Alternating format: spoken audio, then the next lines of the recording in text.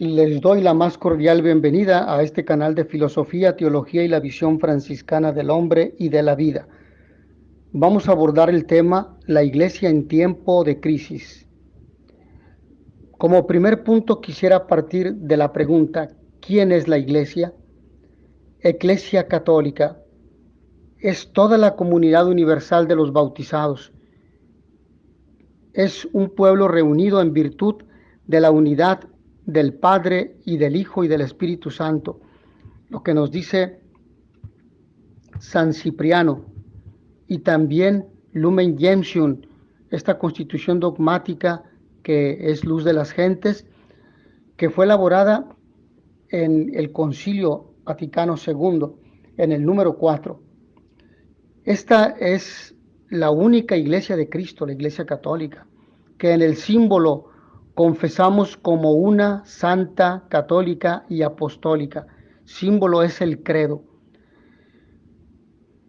Tenemos aquí 4 atributos de la Iglesia que nos presenta también la Constitución dogmática Lumen Gentium, luz de las gentes, en el número 8, que como ya hemos dicho es una constitución emanada del Concilio Vaticano II. Ahora bien, ¿qué nombres recibe la Iglesia? El Catecismo de la Iglesia Católica precisamente nos va a arrojar una luz importante respecto a estos nombres. En el número 751, la palabra iglesia, eclesia del griego ekalein, llamar fuera, significa convocación, designa asambleas del pueblo, aquello que precisamente se suscribe en el libro de los Hechos de los Apóstoles en el capítulo 19, versículo 39. En general, el carácter religioso. Entonces designa estas asambleas del pueblo en carácter religioso, en este sentido religioso. Es el término frecuentemente utilizado en el texto griego del Antiguo Testamento para designar la asamblea del pueblo elegido en la presencia de Dios, sobre todo cuando se trata de la asamblea del Sinaí, en donde Israel recibió la ley y fue constituido por Dios como su pueblo santo. Esto lo encontramos en el libro del Éxodo, en el capítulo 19. Dándose así el nombre de Iglesia, la primera comunidad de los que creían en Cristo, se reconoce heredera de aquella asamblea. En ella, Dios convoca a su pueblo desde todos los confines de la tierra. El término Kyriake, del que se derivan las palabras church en inglés y Kirche en alemán, significa la que pertenece al Señor. En el lenguaje cristiano, la palabra iglesia designa no solo la asamblea litúrgica, sino también la comunidad local o toda la comunidad universal de los creyentes. Estas 3 significaciones son inseparables de hecho.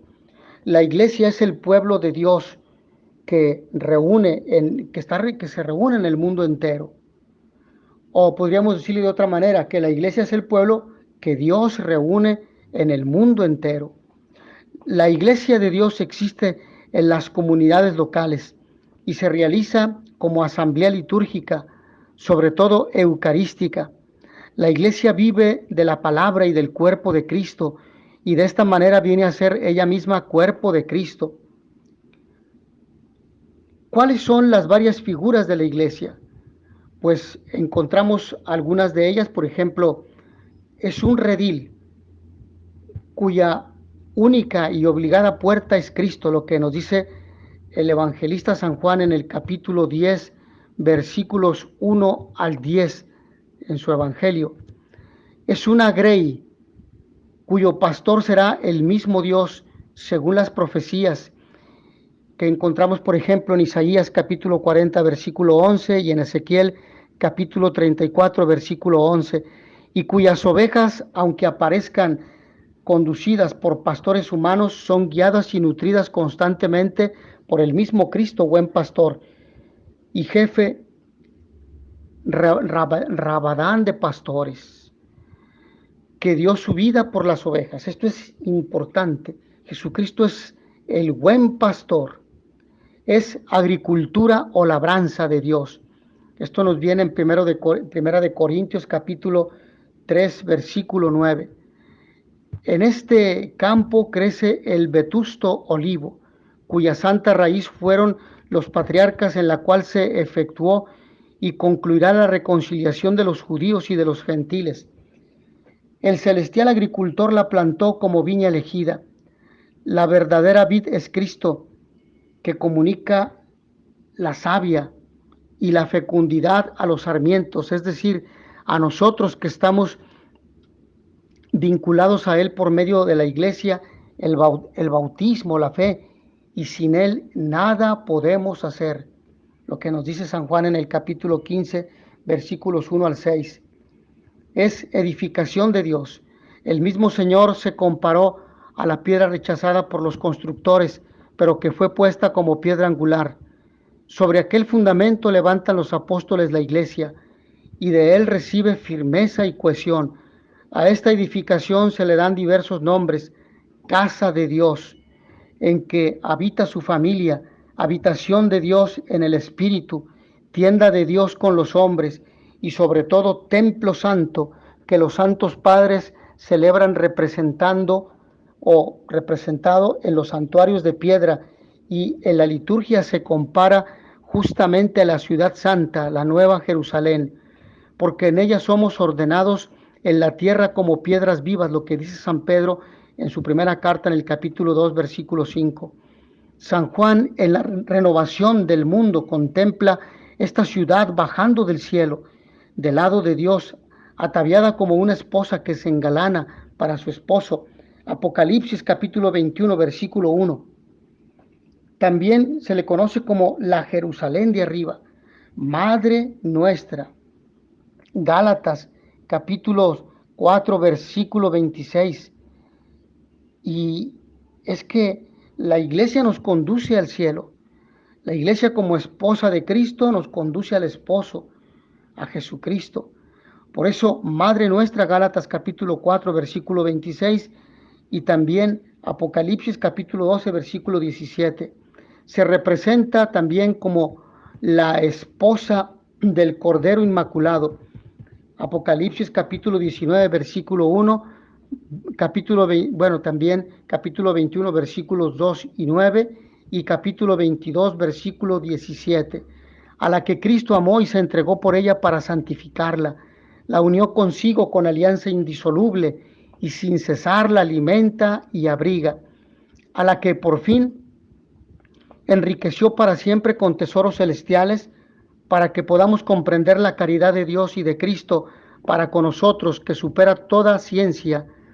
Pero mientras la iglesia peregrina en esta tierra lejos del Señor, se considera como desterrada, de forma que busca y piensa las cosas de arriba, donde está Cristo sentado a la diestra de Dios, donde la vida de la iglesia está escondida con Cristo en Dios hasta que se manifieste gloriosa y con su esposo. Es también cuerpo místico de Cristo. La vida de Cristo en este cuerpo se comunica a los creyentes, que se unen misteriosa y realmente a Cristo, paciente y glorificado por medio de los sacramentos. La cabeza de este cuerpo es Cristo. Él es la imagen de Dios invisible, y en Él fueron creadas todas las cosas. Él es antes que todos, y todo subsiste en Él. Él es la cabeza del cuerpo, que es la iglesia. Él es el principio, el primogénito de los muertos, de modo que tiene la primacía en todas las cosas. Con la grandeza de su poder domina los cielos y la tierra, y con su eminente perfección y acción llena con las riquezas de su gloria todo el cuerpo.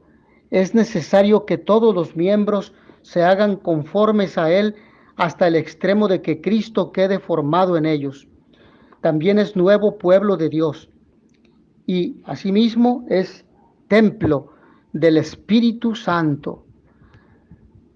De esta manera vamos a enfocarnos en el origen, fundación y misión de la iglesia. Para penetrar en el misterio de la iglesia, conviene primeramente contemplar su origen dentro del designio de la Santísima Trinidad y su realización progresiva en la historia. un designio nacido en el corazón del Padre. El Padre eterno creó el mundo por una decisión totalmente libre y misteriosa de su sabiduría y bondad. Decidió elevar a los hombres a la participación de la vida divina, a la cual llama a todos los hombres en su Hijo. Dispuso convocar a los creyentes en Cristo en la Santa Iglesia.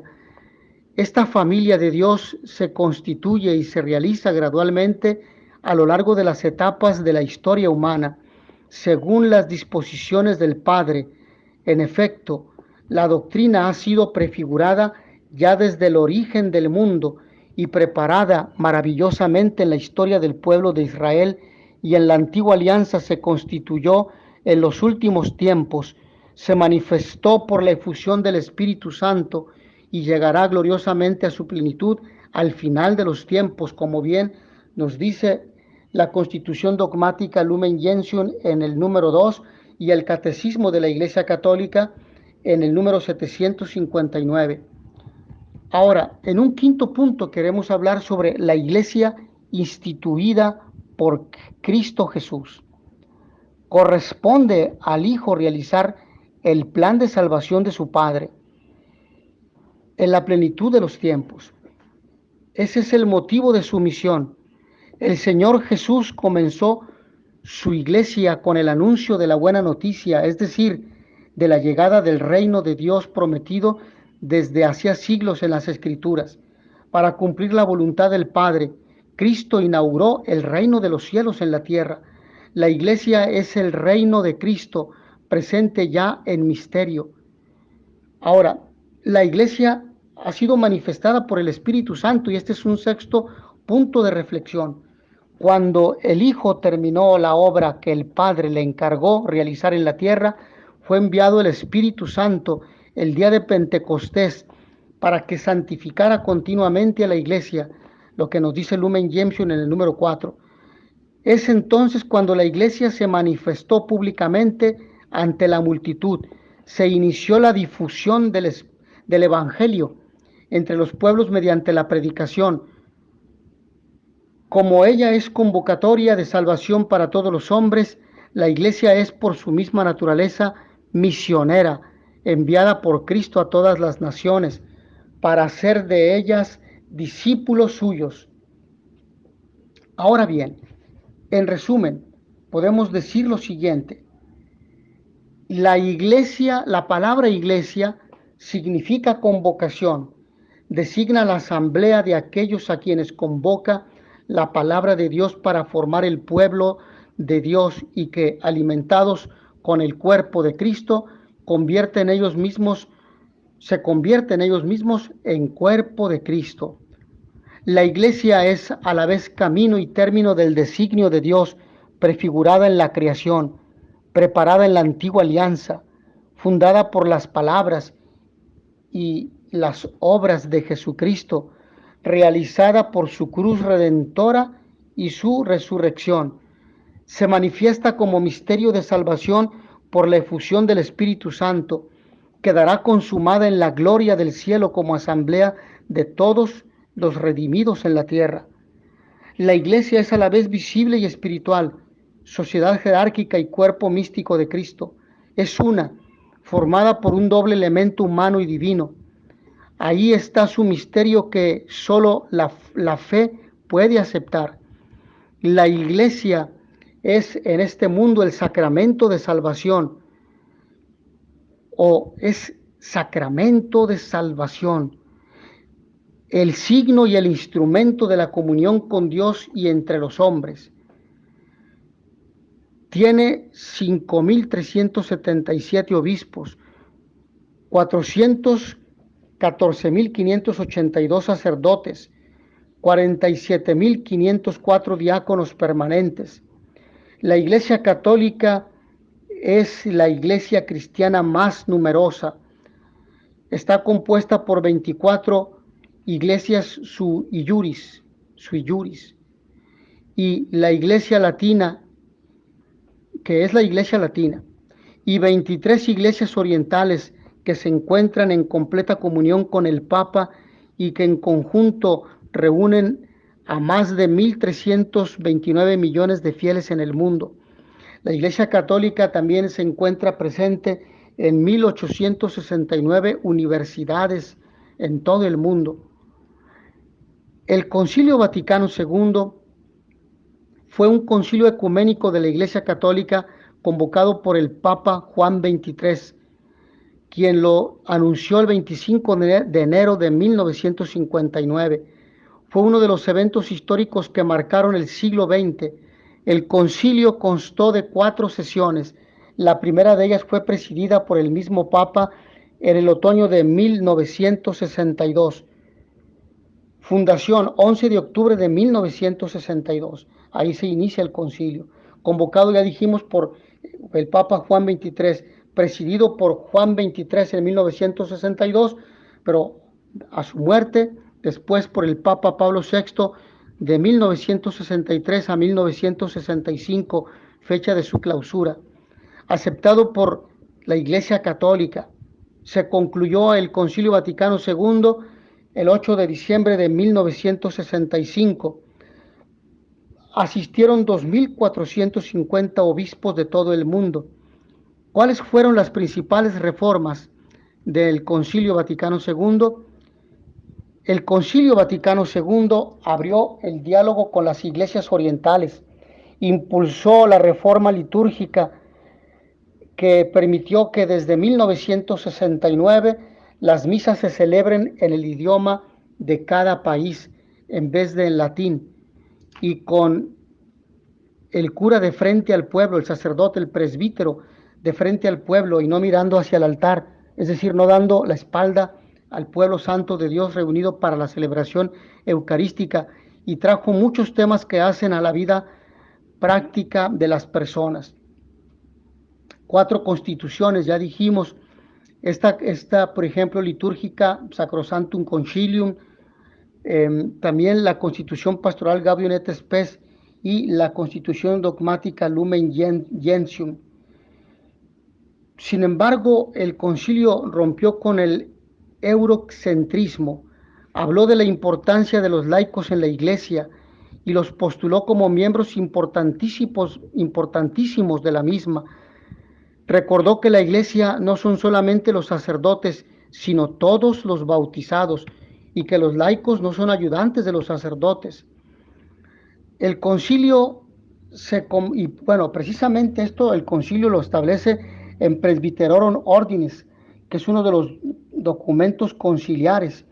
En Presbyterorum Ordinis, que es el orden de los presbíteros, ahí precisamente establece este principio que acabamos de mencionar respecto al tema de los laicos.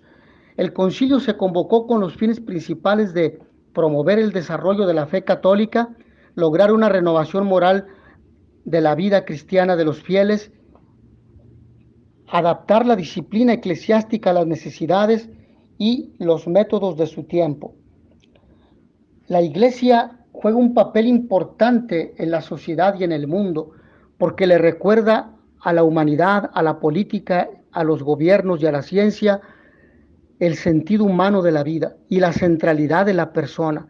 Asimismo, le recuerda que el mundo no se rige solo, sino que está bajo la autoridad de Dios, y que Dios es el Creador, es el Señor, es el Salvador y el santificador del género humano, que Dios es de donde procede la vida, y que la vida tiene que ser respetada desde su concepción hasta su muerte natural, que el hombre está al servicio de Dios y no al revés, que Dios ama al hombre y que ha venido a salvarlo. Nos recuerda el sentido profundo de humanismo al presentarnos a Jesucristo como Dios y hombre verdadero, y por lo tanto que nos orienta a vernos como hermanos y a participar en la vida pública con un sentido de solidaridad. Estos son los aspectos de la apostasía contemporánea, que tienden a alejarnos de Dios, de la verdad, del bien, y a introducir ideologías perniciosas, éticas, que destruyen o que enajenan, que desconocen la dignidad humana y los derechos humanos. Hasta aquí, mis hermanos, agradezco a todos ustedes su amable atención. Nos vemos en la siguiente sesión. In notitia veritatis proficere, Pax et bonum.